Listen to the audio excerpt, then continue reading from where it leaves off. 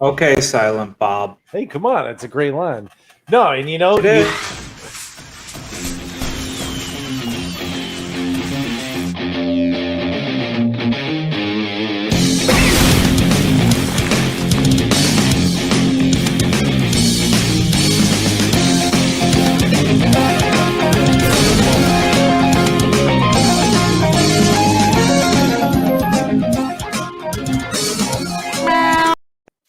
Ladies and gentlemen, welcome to the Ground Zero Fatal 4-Way Kerfluffle of Chaos. And this is your announce team for the evening. Up in the top, representing the old school, we have Isaac. Right down below, representing the new school, we have Shaney. Shaney? Oh, no. Oh, man, that wasn't even my nickname as a kid. Damn, that's And Caddy Corner, we have our special guest analyst for the evening, AJ. I feel like Shane, you get an opportunity to call Dozer anything you could, like Steffi. No, I'm used to that shit. I absolutely don't even want to. I feel so violated. That is the worst bad. thing I think I've ever heard.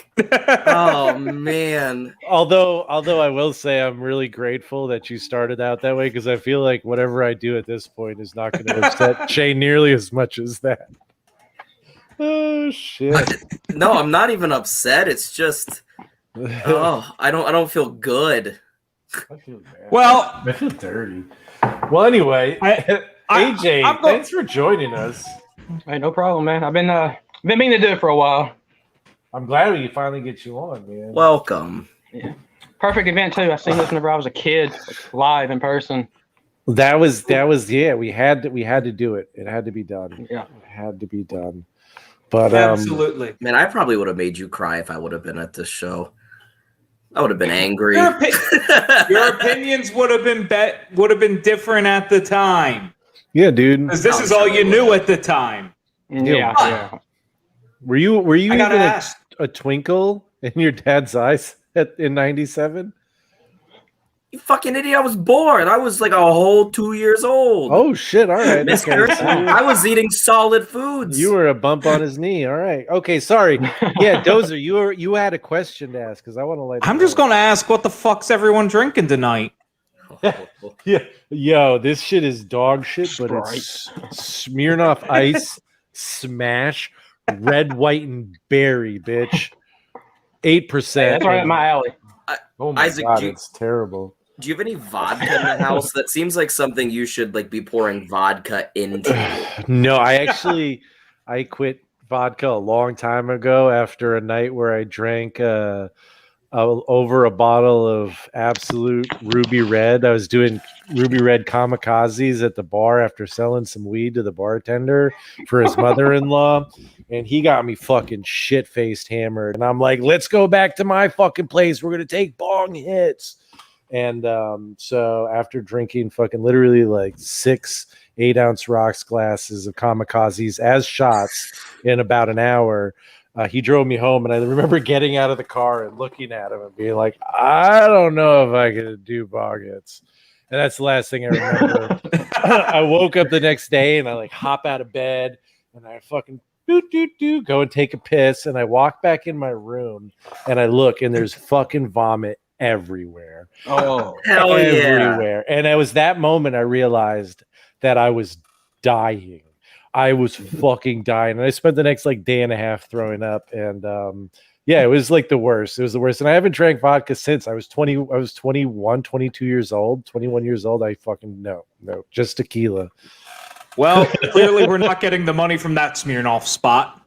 No, Smirnoff Ice is great. I remember drinking that as a teenager. It was awesome.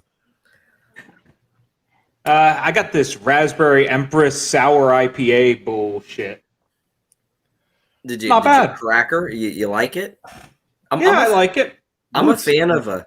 Yeah, I'm a fan of a sour IPA. It just assaults your taste buds in so many different ways, and then you're just left with your tongue feeling like shit and some fruit flavor. Yeah, and a nice buzz. It's not too hoppy. But that makes me ask one more question. Oh, yep, Bush. Of course. You know, we all know what that is going to be. Which brings us to the next question of Sheik of the week. Sheik of the week. Sheik of the week. Sheik of the week. Sheik of the week. Wow, that was kind of marvelous. Honestly, you were really like on beat for your track record. It seemed like you had a plan. That was nice. That was rhythm for Dozer. Steve Urkel after he goes to the machine, Bubba. Yo, Stefan Urkel, baby. But anyways, too much cold beer. I need to take a Pfizer leak, Bubba. Gotta take a Pfizer leak. I don't know what that means, but what the fuck's a Pfizer leak? I don't know, but it gives me a chance to light Pfizer, like that's the vaccine phone. Oh, yeah, dude, no. I do the Blue Chew, dude. The Blue Chew's great, man.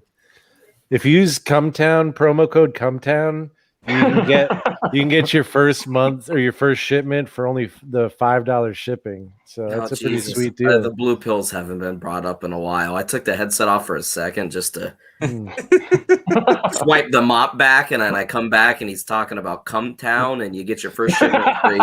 No, they're great though. They really are. They work wonders, man. They got the Tadalafil and the Sildenafil. I don't know. I think I do. Apparently, they're so good. This will just get him all nice and ready to go. That doesn't take much, man. No. I didn't like that either. No, Dozer, we're off to a creepy start here, man. We are. I do not like the vibes. It's not even Isaac, push the Patreon. Go. Patreon. The Patreon, yeah. Well, we got Patreon. You can join us there. You get exclusive content, which is really fun. But one of the things you do for $20 a month, you can make us watch fucking garbage movies. You can make us watch good movies, please, too. But I know what the next one's gonna be from. All right. Well, yeah. the last movie we did was Suburban Commando, which was that was a rough watch for me. The next movie is even rougher. It's the motion picture. Have you finished it?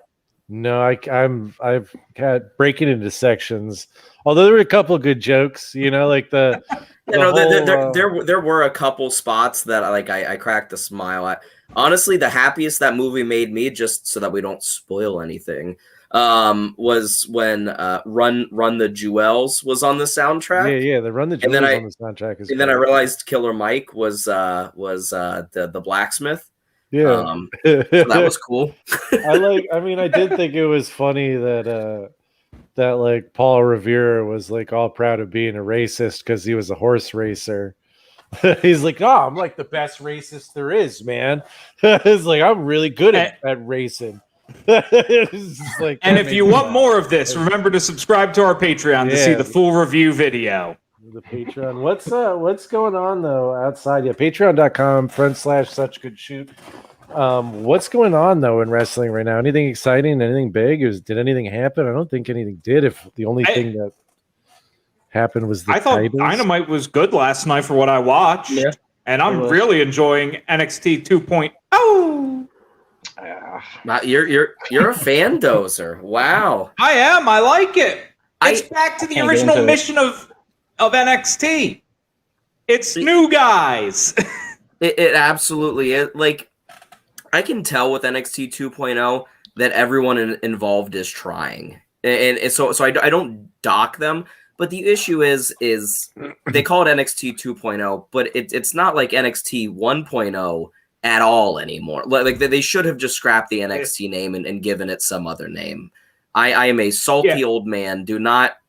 You're not wrong, and I can tell you, within the next year, there is going to be faction warfare there, and you are going to have Tomato Cheddar leading the black and gold faction against whoever the brightly colored guys are. I think that's how they should have done it anyways, to be honest. Like leading up and into it, wouldn't that have been cool if you had all of these guys storm, right? And then they're like, listen, like we're bringing in, like a new NXT, right? And they could have won like a huge match, and then it would have been NXT 2.0 because they would have taken over. That would have been cooler than just the cut off, what it is now. Well, a lot of things are cooler than what Bruce Pritchard can come up with. Yes. My biggest issue is this is at least 3.0. Yes. Right. Because like the original NXT was that weird bullshit. NXT. We don't talk That about show that. on But no. Sci-Fi or whatever. Yeah, but like Husky Harris. yeah, that was the original. What is a mustache? A little hair above the lip. I don't have one. I've got a great mustache. Yeah, that shit was 1.0, and then you had like the Rebirth. I would say that like once they moved to like TV was 3.0, and now we're on 4.0 with the colored shit. 5.0 maybe, because there was the short time where it was just on WWE.com before it was even the network. Oh So- shit! And that was some of the best because that was when it was like Reigns and Ambrose and all those guys, and JR was doing the commentary. Yeah. So there is something actually kind of from NXT, kind of big news. So Hit Row got drafted to SmackDown, right? Like I don't want to talk about the draft; it's whatever. I read a couple stats somewhere. So since winning the belt back in June, Swerve Scott hasn't defended it a single time. In fact, he hasn't wrestled in like 3 months. Was he the cruiserweight or North American? North America. North American. Because he beat Probably Bronson Reed randomly. he like randomly beat Bronson Reed like right after Bronson copped the title. Randomly beat Gargano. That belt's going away. I'm sure they're just getting rid of it, scrapping it. But yeah, and then he ended up losing like right after to Swerve Scott. Everyone thought that he was going to get called up, and he got fired.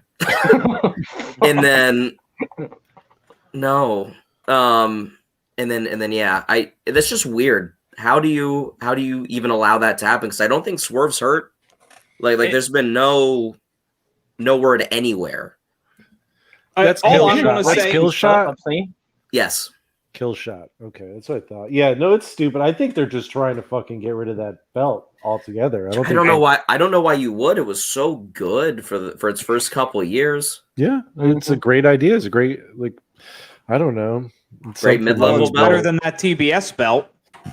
The Hose Championship. The Cartoon Network title. Hose. That thing's just ugly. Yeah, they have not done a very good job over there at designing belts. I don't like. There's some things that like I feel like you can go on like fucking random online shops and get better fucking design belts than. It's weird because the world. You have a better design belt.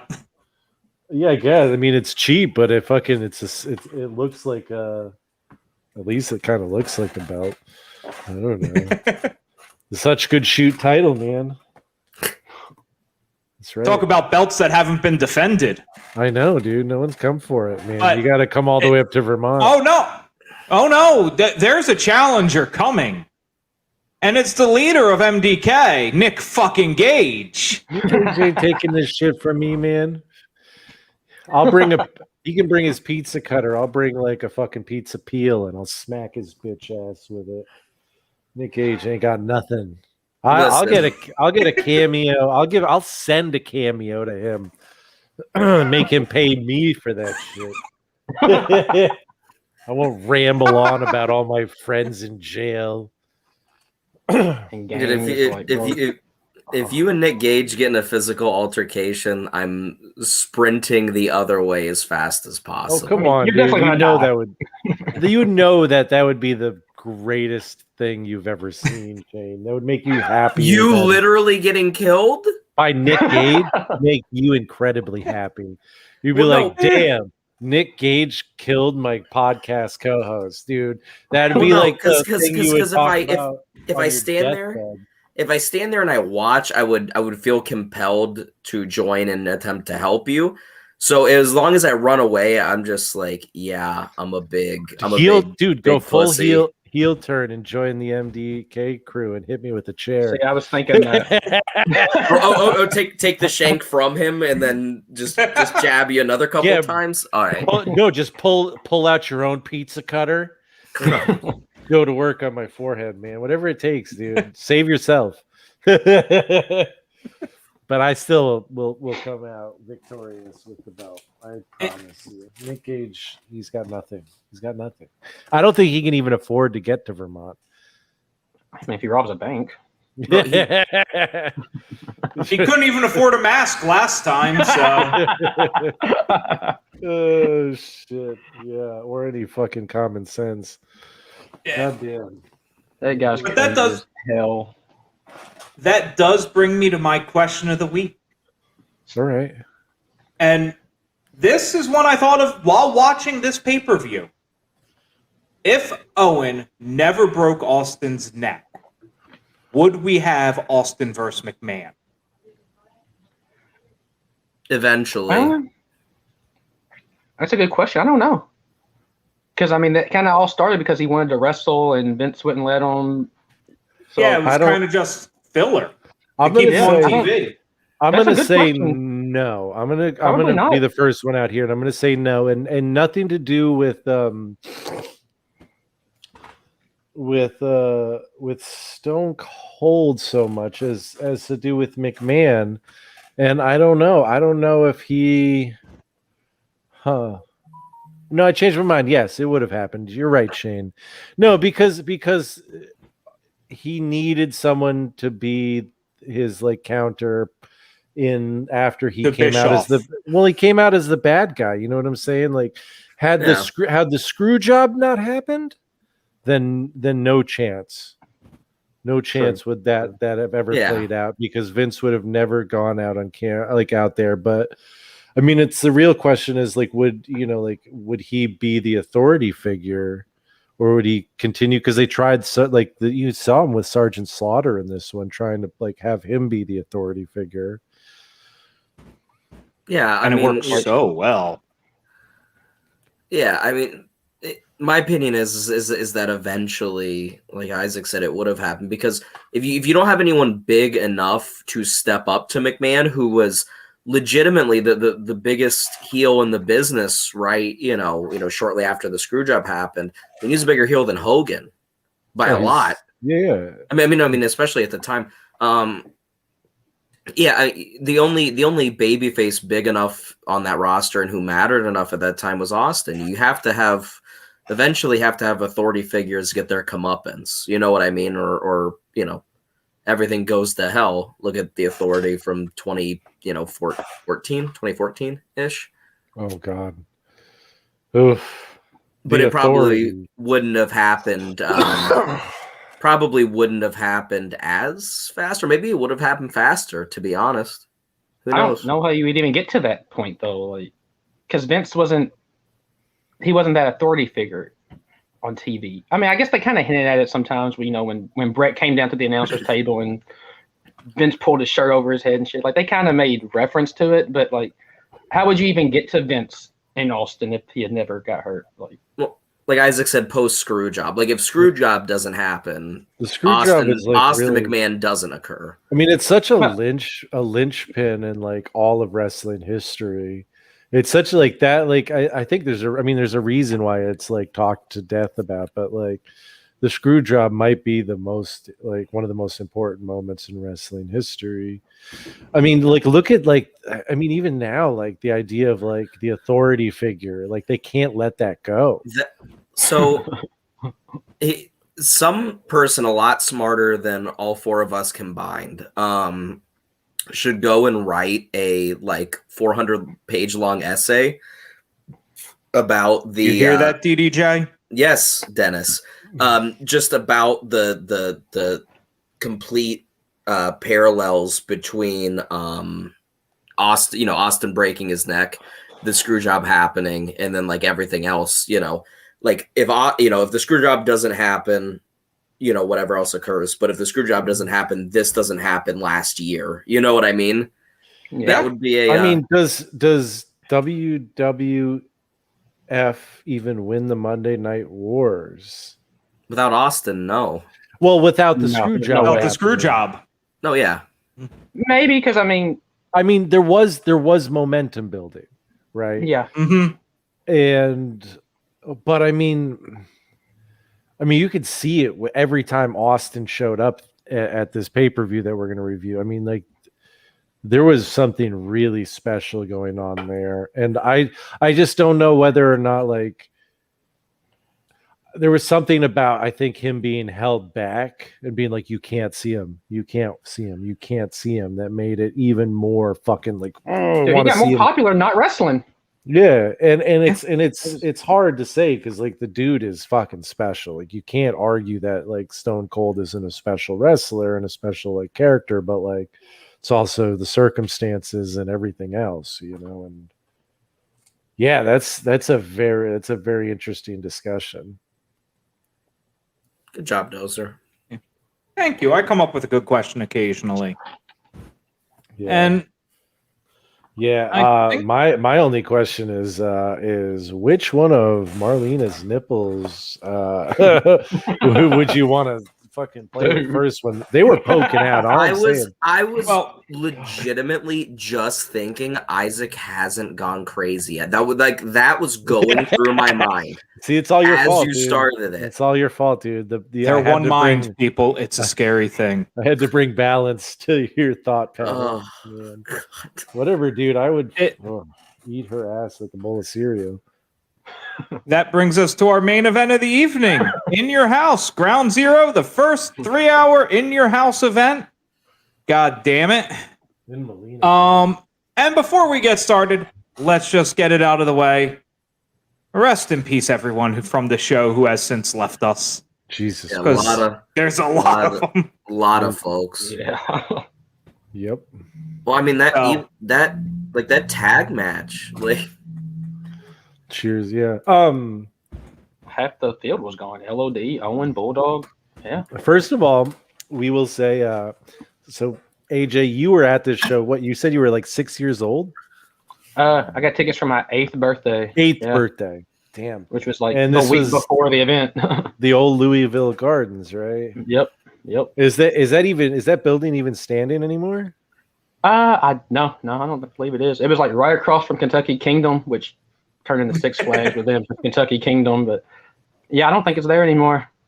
That looked like such a sketchy building, dude. Yeah, it looked like shit. It looked so sketchy, but goddamn, dude, like there's a lot of wrestling history that's gone through that building, which is Cornette talks about it all the time. All the time. Yeah. He'll probably write a book about it someday. Yeah. Yeah, man. That that whole building. I mean, it looked like an old school wrestling building. It really did. But what this pay-per-view started off with, what, Pillman and Gold? Pillman versus Goldust for the services of Marlena for 30 days. Fucking horrible stipulation. And dear God, we never hear the end of it from the King tonight. Oh, it's all about he's raping her, guys. Isn't that awesome? He's busy raping her now. This is the best, guys. I don't remember what match it was, but at one point Vince is like, all right, enough of that. And then he goes, I just thought you were interested. And then he said some more shit, and I was like, dude, zero fucks given, dude.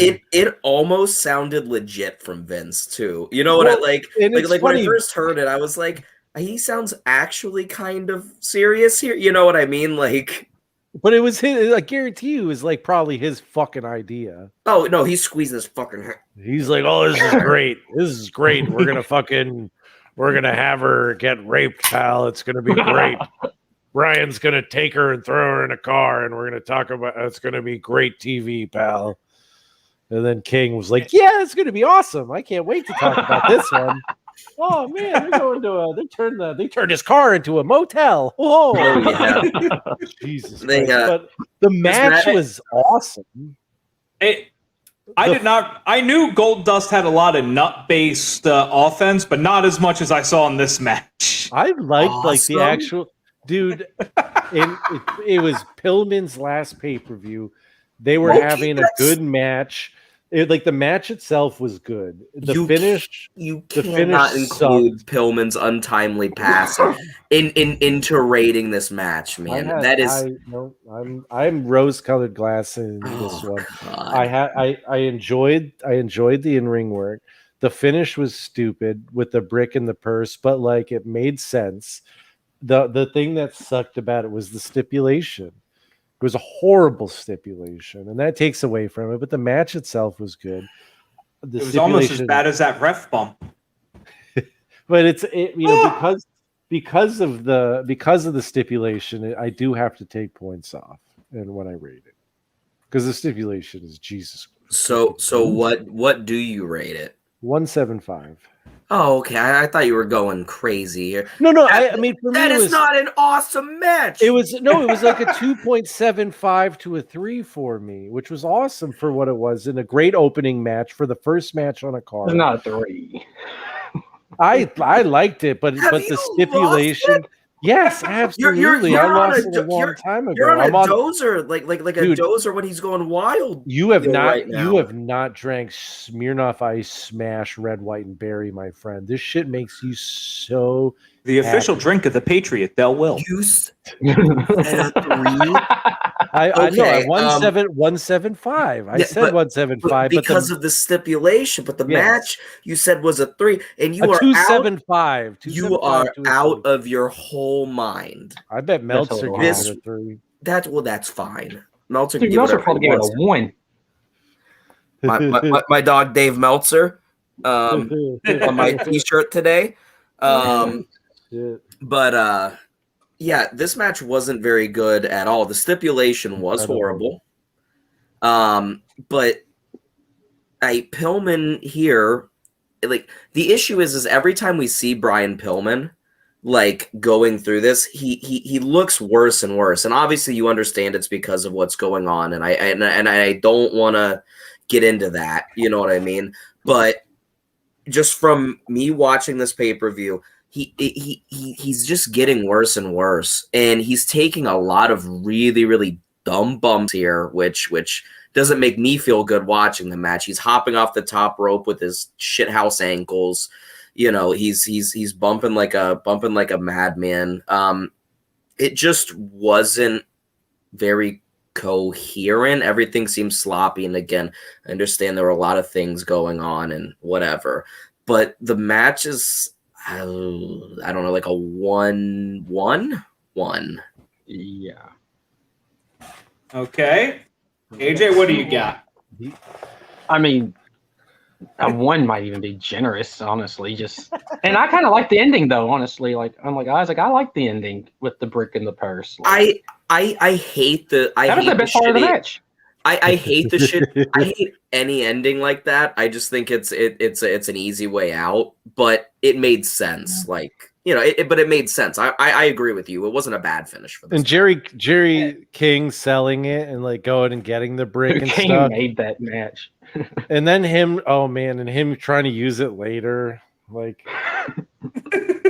King, other than all like King has like. He has the ability to be one of the best things on the show and one of the worst things on the show.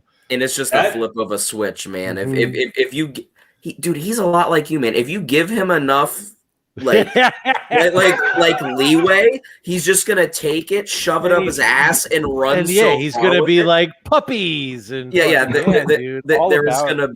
gonna be no self-restraint with anything, and it's just full bore force. All eating ass, a fucking full hour of eating ass. AJ, what's your rating?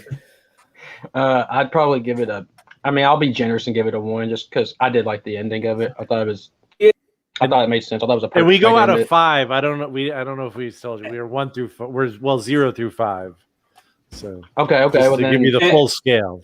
Then maybe I'll take it down to a 0.5 then. So I thought we were on a 10 scale. So. Okay, there you go. All right. Cool. Okay, just to and I like the match because you saw a lot of shit you don't see anymore, and we saw like a couple really good electric chair drops in this match and another match, and you don't see them perform that well anymore. I wasn't a fan of the finish, mostly for the dumbass ref bump where like the ref was lightly swatted and flew across the ring. The refs are either machines or very fragile. You know this. Come on. Yes. Dude, the refs though tonight, the refs got paid. Dude, they had a horrible night. They had such a bad night. No, every single ref ever was on the card. Every single and ref they all died. They all died. They all got paid. So kayfabe. Kayfabe. I gave it a 2. We're pretty close. I gave it a 2. What did Mel Dog say? Meltzer gave it a 2.5. See, I told you the 2.75 was pretty fucking close to Meltzer.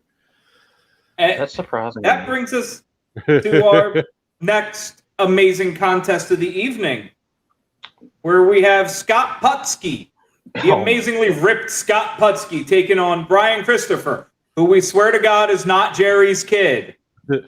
I think the not Jerry's kid gimmick is so funny. I love it. The crowd was so into it. It's so like it's the best Lawler you're ever gonna get, where he's just indignant, right? He's not like being an asshole. Like yeah, he's not being an asshole. He's not like puppies, whatever, anything. He's just indignant about it. I'll give you, we have the same bodies type, but we have a completely different face. And I wish I had a son like Brian Christopher. Yeah, no, and Jerry go, not Jerry, JR goes, it's got a face a lot like yours too. And then what did he say? Vince, I think he said he looks a lot like you. I say this all the time. I love Vince on fucking commentary. Vince is such a great fucking like play-by-play guy. And he's like so good at being like, I loved him. It was just weird hearing them call JR the color commentator. Yeah, I don't know. His play-by-play was great for me. He's one of my top 5. Absolutely. We should do like a bracket show. That would be fun. Like we have like a bracket of the top 8 announcers, top 8 this, top 8 that, 10. and then we could just bitch at each other. Yeah, absolutely. I love that. But yeah, I do. I mean, I don't know who the fuck Scott Putski is. Ivan Putski's son. I mean, I get that, but I don't know who Scott Putski is. He looks great though. I will give him that. He looks. No, I mean, he looks like a fucking professional. He's a Vince guy through and through. Yes, there, absolutely. But this match was This match was fucking. How long was it officially? I don't have.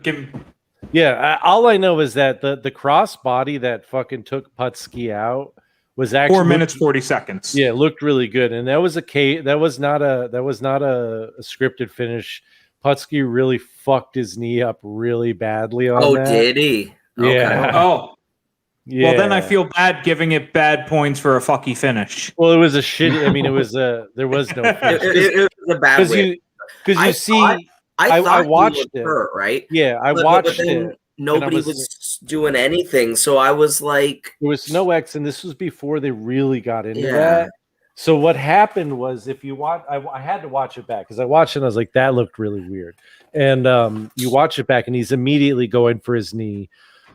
Brian Christopher goes to pick him up by the hair and throw him back in the ring, and he doesn't move.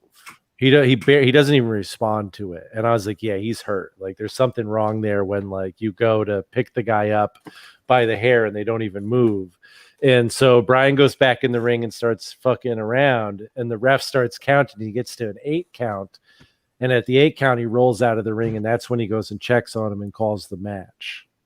So it was a really weird way to finish it, but yeah, he was legit. I think he dislocated his patella. Oh wow! Ooh, and see, I thought it was a scripted finish. By the way, Lawler was berating him while he was being boarded up. Yeah, well, that was the thing. Is like I think Vince sent him out there. That was great improv. Yeah, and I mean, he sort of was like, you could tell he was holding back. Like, because he didn't really know what to do. Like, it was a little awkward on Jerry's part. Yeah, I mean, I'm sure he didn't want to do that because I'm sure that he knew it was. I mean, obviously he knew it was legit. I don't know. It was a weird moment, and like had it been scripted, yeah, it would have been worse. But I mean, there was nothing to the match. It never even got started. They never did like the tag match with like Christopher and Lawler against Ivan Putski and Scott, because it always seems like that's what they were ultimately building to. Yeah, well, I think Putski was out. I think he just like fucked up his knee badly. You think they would have got to that eventually? I don't know. Like I'd have to look it up, but I don't think he came back for a while. No, I don't think he did either. I don't think he came back ever. He had like a little short term in WCW, I think. And I'm gonna do a little here. He did not have much of a career because I had to look up who he was. So the last match he was in WWF was this match.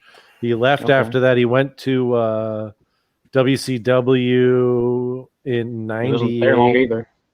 And he left. Yeah, he left in late '99, and then basically he retired after that. And apparently he returned to wrestling in like 2013, in one of the NWA territories in Arkansas. It's like the Arkansas, Louisiana, Texas.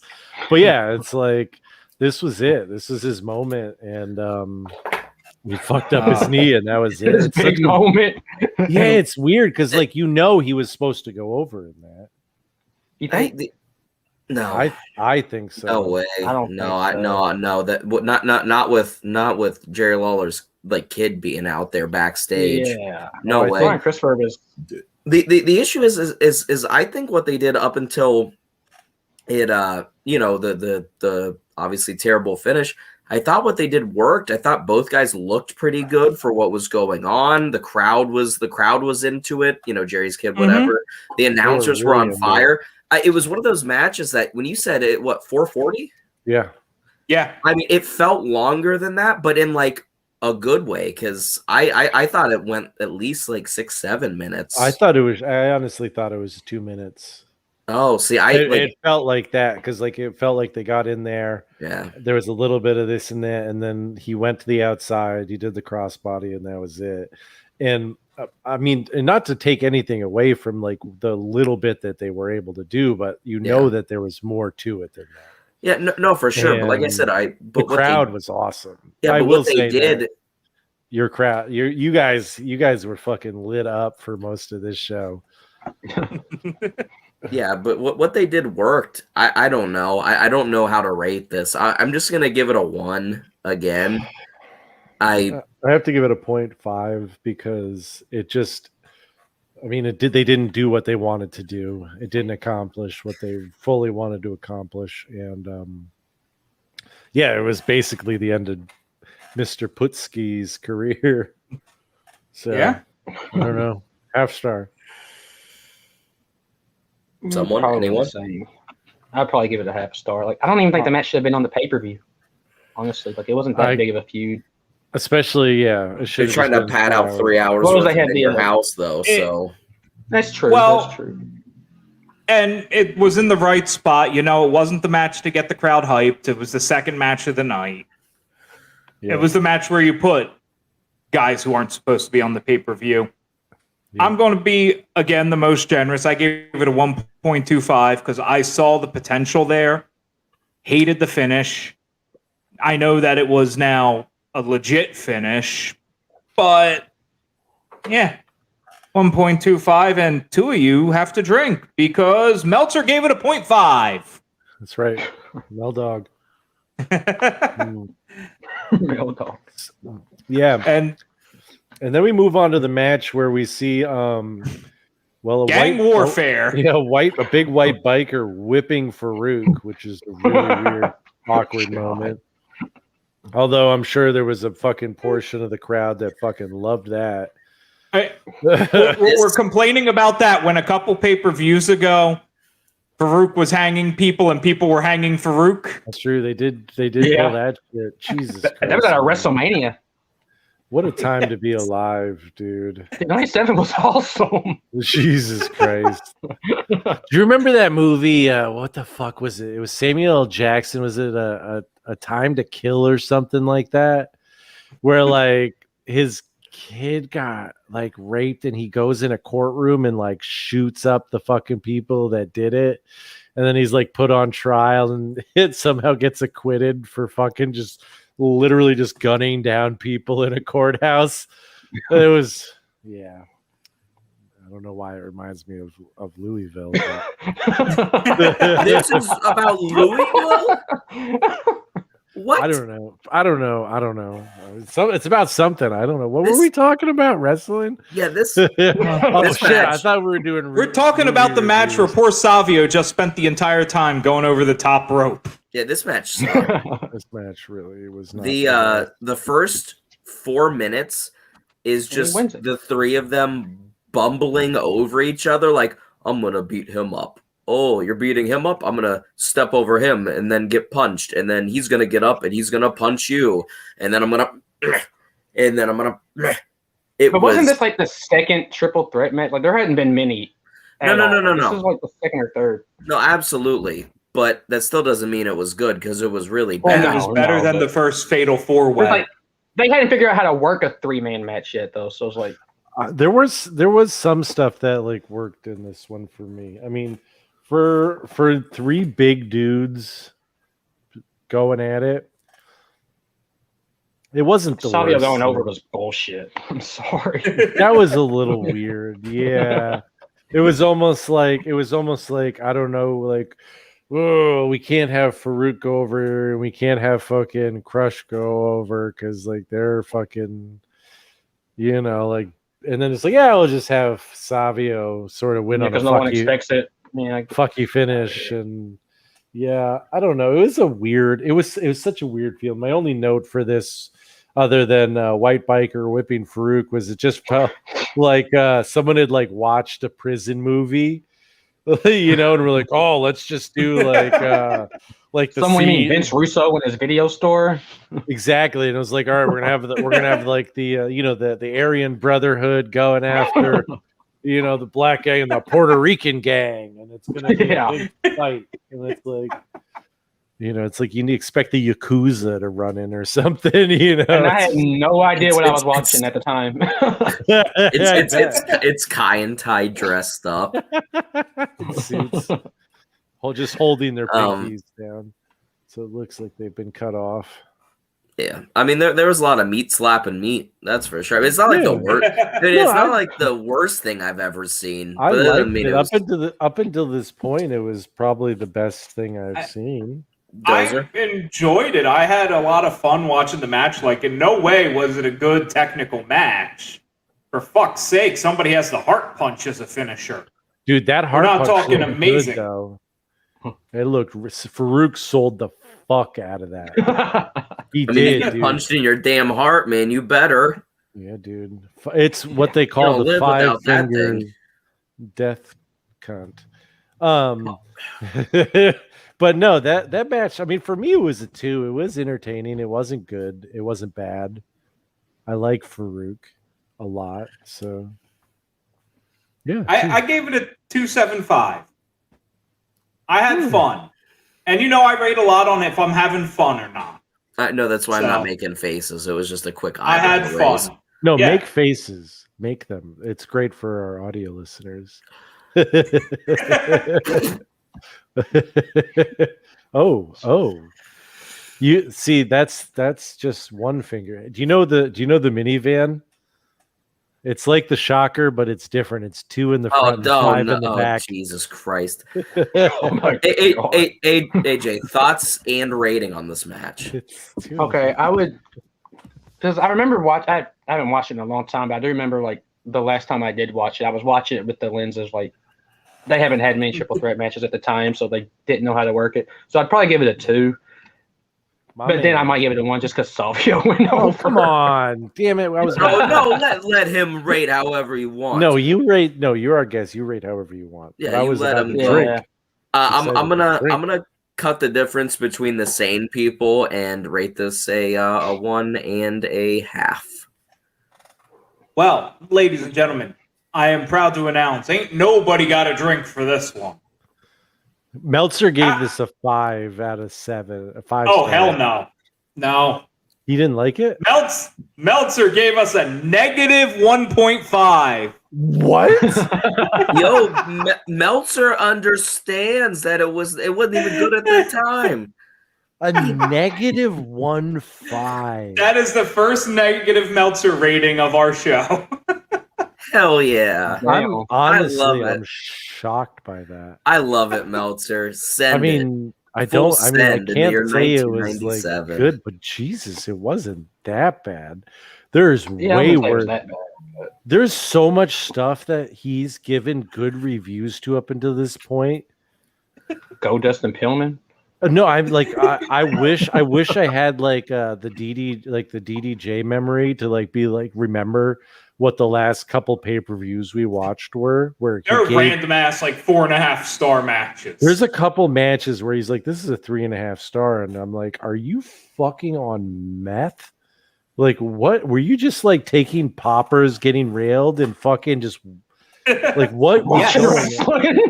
Taking poppers and getting railed. I feel like that's the kind of thing that is like a 4-star experience for Meltzer. I don't know. In Tokyo? Yes. Plus 2 stars for in Tokyo Dome. Oh my God. You know what? That brings us to one of the matches of the night. Dude, I had so much fun. Just a minute. Get slapped. Dude, fucking El Torito versus Max Mini. Max Mini, other than Stone Cold, Max Mini was the most over fucking wrestler of the whole night. He was, dude. We all were calling him like the little yellow Power Ranger in the crowd and shit. I do remember that vividly. Oh my God. Like, there was a yellow Ranger chant. I just remember as a kid too. Is small. Like he's Max Mini small. Is like extreme, and El Torito is a bigger little big person. Little man, yeah. Yeah. So is Max Mini still alive? He really, I mean, there was a size difference with the little people, and that's amazing. like that's an amazing thing to have. It was awesome. It was so much fun. I was breathing again. And I gotta say, man, like just how over Max Mini was, how fucking into it the crowd was. And the crowd was so into it because like I'd never seen anything like that. They didn't advertise it or anything. I was so like, he's still Max Mini is still alive. So you were 8, AJ? He's 46. Yeah. Oh, you must have loved it. And as an 8-year-old, you were probably larger than Max Mini, yes. Oh, for sure. I would have whooped his ass for sure. Jerry Lawler said he was like whooped his ass and fucked his girlfriend. 86 pounds or something. Yeah, 86 pounds. Dude, let's see what he weighs. Billed at 3 feet 7 inches, 93 pounds. Yep, 93 pounds.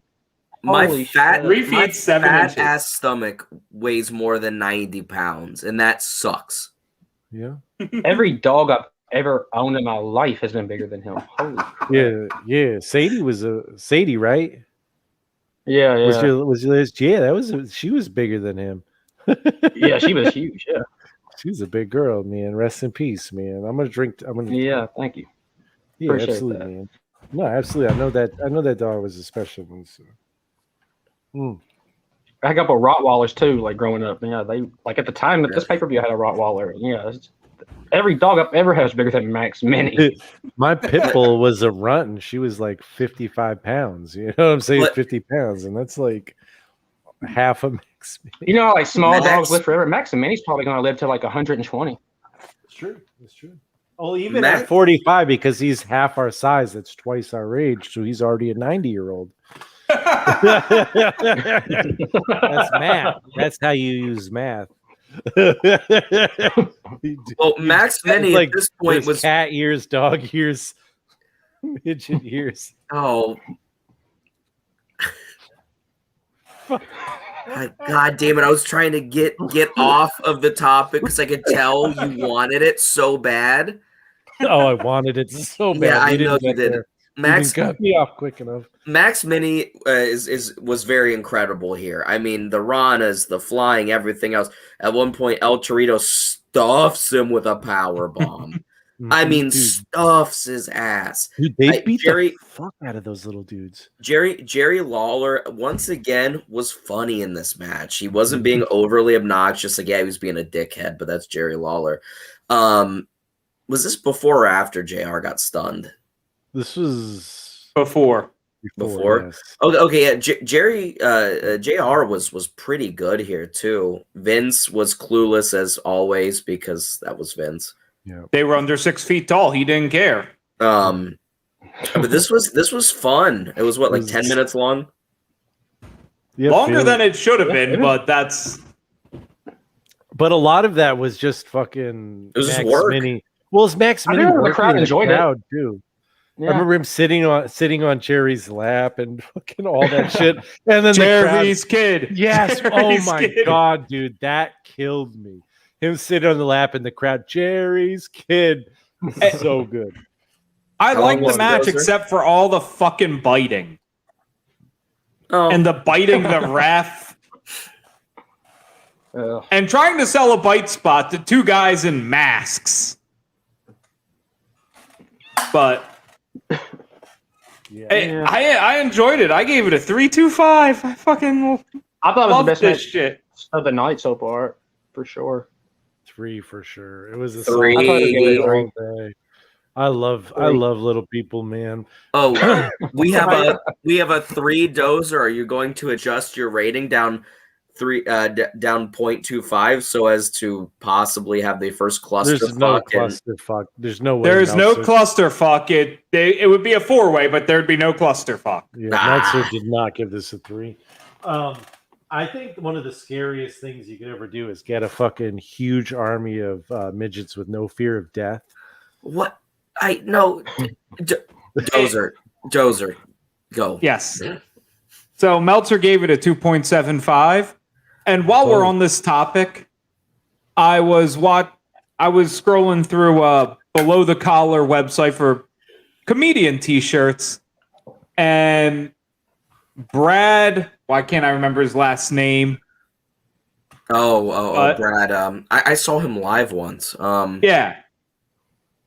The little comedian had this awesome shirt that just said the Wheeleat. The Wheelie. Well, I do have a autographed copy of Hornswoggle's book, Life is Short and So Am I. He needs to link up with Swoggle. Maybe he could be his manager. That'd be awesome. Did you grab a copy of that book? I have not yet. Well, I thought you were going to. I was going to, and then I forgot to hit send, and then I ran out of money. You bought a fountain pen. No, that was bourbon. Oh, bourbon in ink. Yes, fountain pen ink. So, but that brings us to match 5 of the night, and despite whatever my rating may say for this match, terrible concept. I hate just the 4-way tag matches where there's 2 guys in the ring and you can tag in anybody.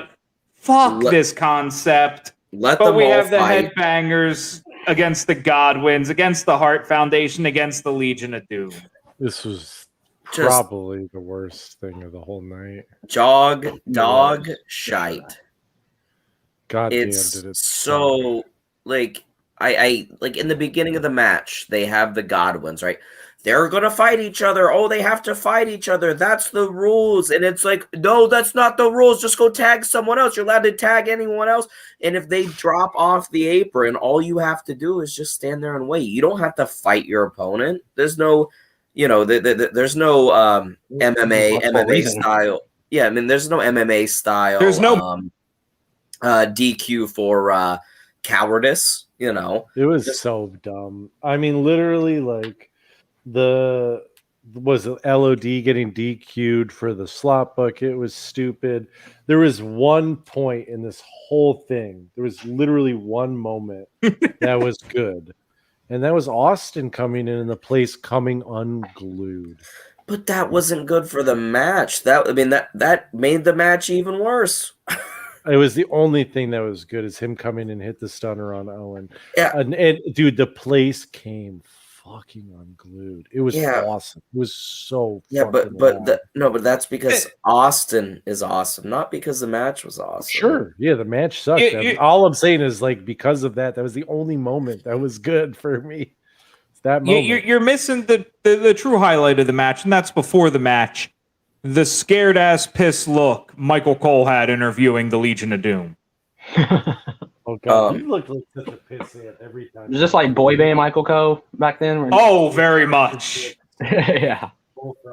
Yeah, and it was just a clusterfuck. The stipulation, the rules are horrible. Nobody looked like they had any clue what was going on. The issue is all 4 teams involved on this night are all good teams, man. Headbangers, good team. You got to see a little bit of like their innovation. Bulldog and Owen. Fatal 4-way, wasn't it? Yeah, tag match, I think so. Bulldog and Owen, obviously legends. LOD, super legends. And the Godwins are way better than people give them credit for, especially for the time that they were wrestling. I'll be honest, I think Godwins are much better than the Headbangers as far as like what they could do. My one note is I can't believe that I loved the Headbangers as much as I did as a kid watching this back. Yeah. I'm gonna suck. They're not that bad. They're not that bad in this match, dude. They were they sucked in this match. Everyone sucked in this match, man. But they all tried. It's a 0.5. 0.5. Yeah, I mean, it's only a 0.5 because they tried. Mm-hmm. It was bad. The only thing I liked about it, like I said, was a run-in from Stone Cold. And again, and then you just have bullshit champion. You know what I mean? Like he literally crowned a champion that. And them going to the hot dog stand and buying one hot dog, which was incredible. That was my highlight. That was my funny. highlight. There's just women waiting. Like this is natural, right? And then there's one hot dog and gave it to some dude, like throwing it into the crowd. Enjoy the hot dog. That's all we can afford. I gave it a 0.75. Wow. Everyone else gave it a 0.5. Meltzer gave it a dud. A 0. Okay, that's fine. He was grumpy, dude. This show sucks. Well, it doesn't suck, dude. There's some really good shit on this, and it was literally like probably the jump off for like some of the best shit that WWF ever did. That brings us to a match that we have the Patriot Dell Wilkes taking on Bret Hart for the WWF Championship. Dell Wilkes, and that dude looked good as hell. He did. I just couldn't stand all the puns. Mm-hmm. It's the Uncle Slam. The Patriot missile. Yeah, it was. I don't know why they put him under a mask and did that shit because the dude had a good look and I think he could have been. They didn't. He was already. He had that gimmick before. But I just think given don't call him Dell Wilkes. Just call him the Patriot. Man, I don't know, something else without the mask. This match was so boring. Dude, that's what I thought. Just like every watching it live other Bret match. Just the most boring shit on earth. And it was the work was fine. I didn't hate how technical they were, but it was just slow transition into rest hold, slow transition into rest hold, possible comeback. Oh, Bret's wringing his legs out on the on the turnbuckle. Rest hold again. Oh, he's working him over. With 15 minutes worth of Bret just dominating the Patriot up until Vader comes down and helps for some reason. Vader, and then the referee chooses not to DQ Senior Patriot because this man from the mountains, Vader, has beaten up Bret Hart and thrown him into the ring steps. And then he still wins with the fucking sharpshooter. Yeah. Yeah, it was a weird one. I really wanted to like it, but it was only the 1.5. How about give it a 2? I just don't know how much I want to hate on it. I think a 1.5 is a responsible rating. I agree with you, Isaac. Yeah, I mean, it should have been better than it was, but it was just. If they would have picked up the pace one step, it would have been way better. They If it just would have moved. They spent too much time with fucking working the whole sharpshooter and the. Yeah, and the Patriot never sold it ever. When he fucking hulked up, his leg and back, you better believe he's running. Yeah. Fuck all y'all. I enjoyed it. It's a 4. Fuck you. I enjoyed it. I like seeing that nice, that nice slow shit. I liked it today. A 4? This is for the title. A 4. Dozer, dude. Dozer, you need to go back and rewatch every other show we've ever watched because your new rating scale is out of control. like you really need to go back and re-rate everything. No, because I don't know where anything lands anymore. I love that Dozer has a new rating system every time we watch every episode. No, I've been pretty consistent. No, I don't try to rate the match on technicality. I rate it if I fucking enjoy it, and I enjoyed it. He's rating it as the casual fan, which is what he always said he was. It's just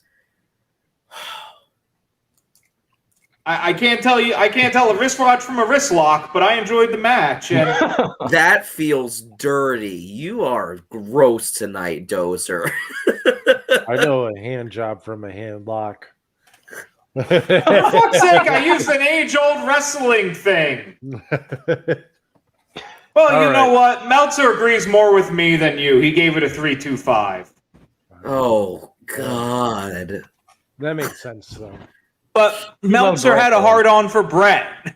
Yeah. Well, he has a hard-on for Kenny. We got one more match, right? Well, I mean, at least Kenny's like an all-around wrestler. Dude, this last match, this fucking main event with Shawn Michaels and fucking Undertaker.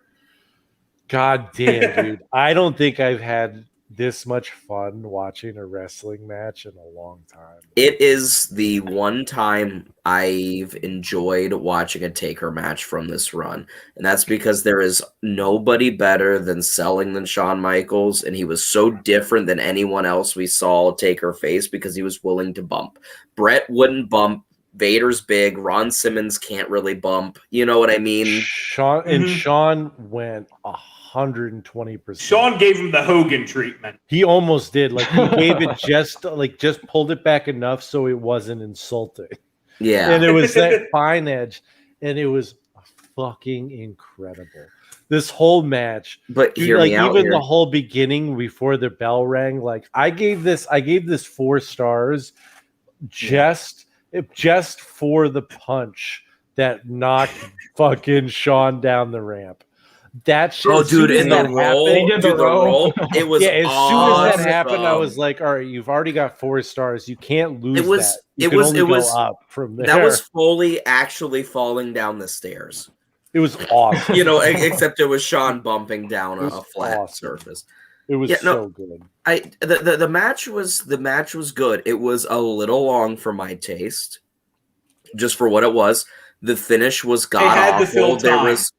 I know. It's gonna be a long match. No, I know. Thank God it was that one. But it didn't need to be that long. They went through every ref in the building. But every ref got fucked up, and then there was like an equally fucky finish. But this is by far was everyone running down at the end.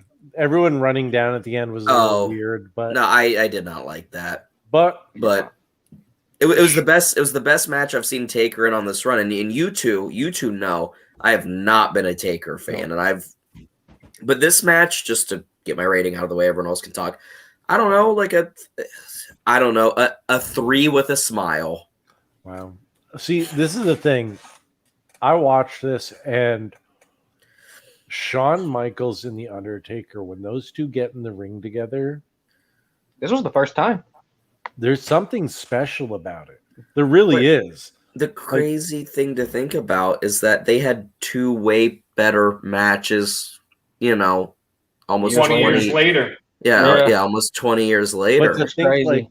To think that like just the first time they got in the ring, they were able to pull something off like this. And I will say that like the next pay-per-view that we will review from WWF, which is Bad Blood, I believe, is the next one we got coming up. Yes.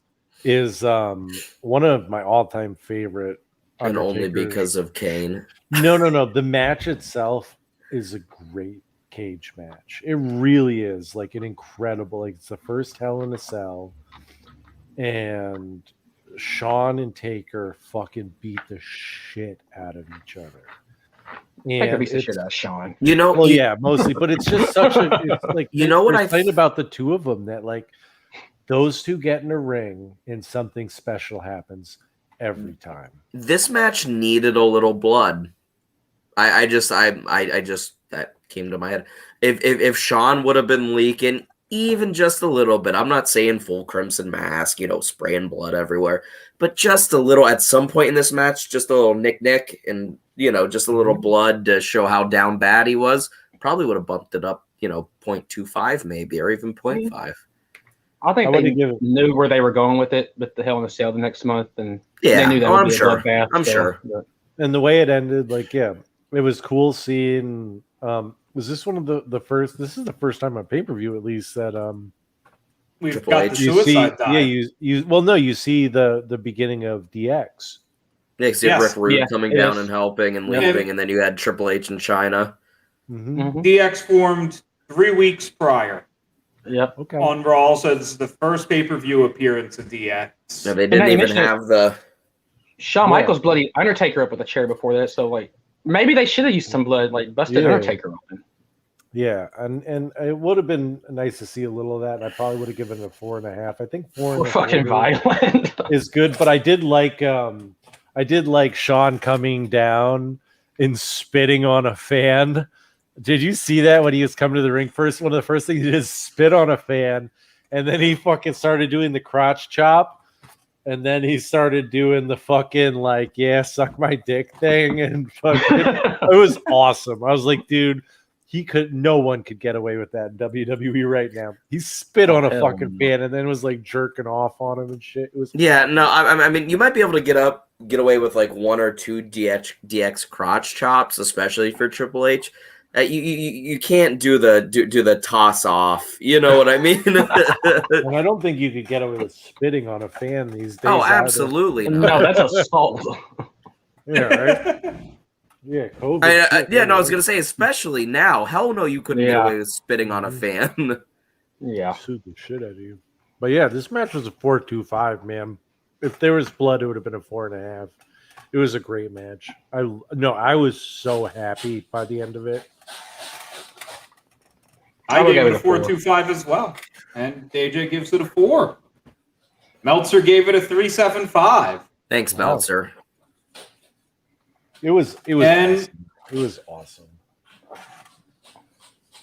Whole show rating on a 5 scale. Yeah. Oh, okay, I was like, what the fuck was that? My cat is allergic to people. Oh, was that Nat sneezing? Okay. Oh, okay. No, I didn't know what the hell. Aaron will be so excited to hear. Dude, I thought one of us was getting invaded, and it wasn't me. I was like, I clearly hear that through my headphones. No, that's all it is. Okay, but yeah, I would say the show on a whole is a 2.5. I'm gonna be biased because I went there live. I'm gonna say 3. I'm like, No, I would. It was a special place in my heart. It's the first pay-per-view I've ever seen.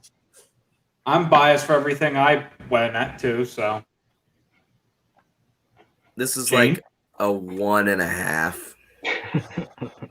I'm not mad at you. Whole show ratings. I gave it a 2.75. And my ratings are I literally take all my prior ratings and I divide them by the number of matches. Well, I mean, this is a very mathematical way to look at things, Dozer. It's very you. That is my degree, so may as well use it for something. Yeah. And Meltzer doesn't give full ratings. Yeah, no, he sure does not. Dozer, I don't know if this would I mean, I don't think it would. But if you have a second, or I could do it or whatever, we should try and tabulate Meltzer's ratings and just give him a show rating. Working on it. Yep. Oh my God, he's doing math as we speak, ladies and gentlemen. He's got his calculator out. He's hitting numbers. He's adding the 3 points of the negative of 1.5 to 0. Anything multiplied times 0 is 0. I don't know if you knew that. Unless I think what is that dude's name from Hey, Hustle Isaac. and Flow? What was the actor's name from Hustle and Flow? Fuck, dude.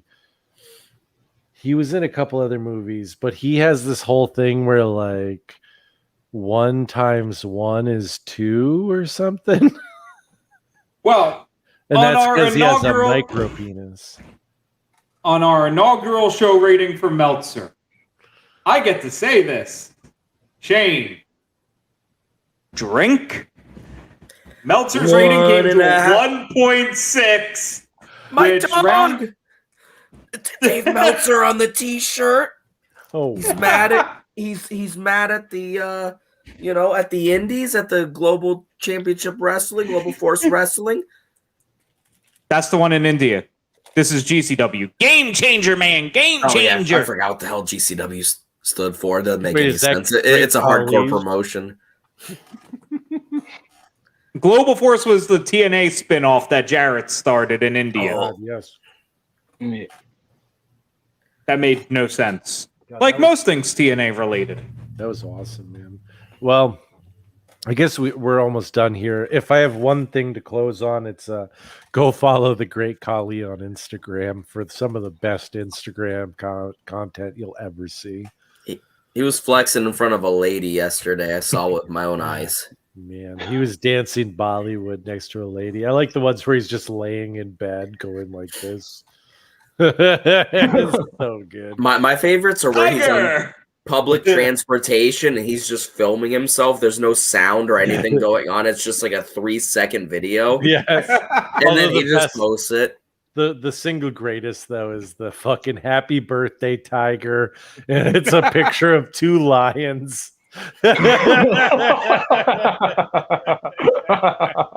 Kills me every time I even think about it. I love the man. I fucking love the man. Happy birthday, tiger. And it's 2 lions and a picture of him. I just want to say thank you, AJ, for joining us on this wonderful episode. Thanks. No problem. Love you, brother. Yes, sir. And- Same here, Isaac. I believe next week we have a takeover. New York, Brooklyn, 1. Thank God. Oh, It doesn't suck. And, on that note, we've been such good shoot. And don't forget to get your cats spayed and neutered. Thank you for listening to this edition of Such Good Shoot. If you are on YouTube, please remember to like, subscribe, and ring that bell icon. Or subscribe to us on your favorite audio catcher. Or finally, if you're on Facebook, leave a comment, like the video, and make sure to share it out to all your friends. Until next time, we have been Such Good Shoot, and